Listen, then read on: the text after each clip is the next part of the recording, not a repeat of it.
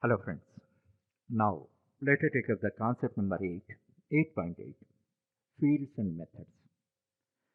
As I told you already, every Java class is a composition of one or more classes. Whatever executable code we write, we must write within the body of a class. No single bit of code, executable code, we should write outside the body of the class. Then, if you come to a class declaration or body, all the members, all the data can be classified mainly into two groups. Mainly into two groups. The first one is data members. The second one is member functions. Data, all data is stored in the fields. These are also known as variables. Whatever is the name, you must understand the synonym. Fields, data members, variables, properties, state, attributes. All these are representing data members. Data members very frequently use fields. That means data is stored in fields. And what about the executable statements? All executable statements means they perform operations. They are organized within the body of the method. Actually, as I told you already, in WOOP languages, the so-called functions are called methods. Methods. So whenever I use functions also in this context, with reference to Java, you understand the methods. So within the body of the methods, all executable statements which perform operations are organized. That point you have to understand. So basically, we can classify all the members into two groups, mainly two groups, data members and member methods. Okay.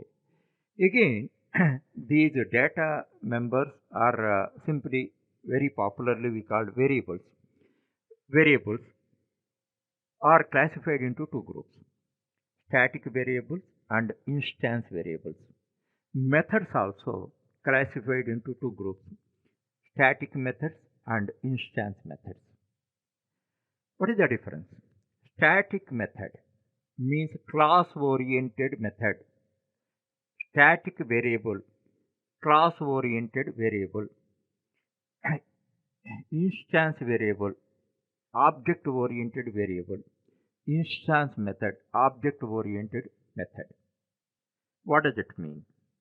Actually, any static variable, if you have to call via class name room.height, room.height, room is the class name, you have to represent like that. Instance variable means via its object.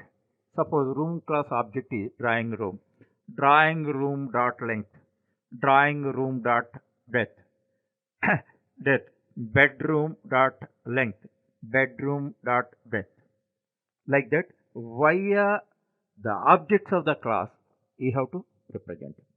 Thereafter, as far as methods are concerned, static methods, static method via class name you have to represent, and instance method via the objects of the class you have to represent. That is the difference. And with this, whatever may be my theoretical explanation, if you see this example, you can easily understand that. Okay. However, we practically apply them in different programs. By that, you can have a better understanding. Now, as I told you, as a general example, I take a simple room. Room means everybody can understand that. Here, length and breadth I declared as instance fields or instance variables. Length and breadth. And static int height. Height I declared as a static variable. Actually, why I made static variable? Simple matter of common sense. In any building you take, length and breadth of the rooms are unique. But height in most buildings, the height of all rooms are same. That point you have to understand. The type of member you can declare as static. Suppose one value is common for all the objects. If you want, you can declare it as a static. Okay. In this case, in this case, length and breadth are instance variables. Height is a static variable. Next, instance method. Calculate floor area, SFT. Floor area, SFT. Actually, for every room of a building, we have to calculate. So how you call drawing room dot calculate floor area, a kitchen room dot calculate floor area, study room dot calculate floor area. Every individual room you have to calculate. So that's why it is a instance method. Via every object you have to call. Sometimes a common service which is commonly applicable for all the rooms you may create. Very rarely we create. Such type of method is created. Then you can declare as a static. Then it should be called via room, that is class. Okay, now see which type of method. Now convert area SFT into SMT. Actually, here we are calculating floor area in SFT. SFT. Because of some reason, you require it SMT. Then in such case, it is a common service like that one. If you want, you can declare as a static method. Static method. So how you call room dot convert area SFT SMT. That is the difference.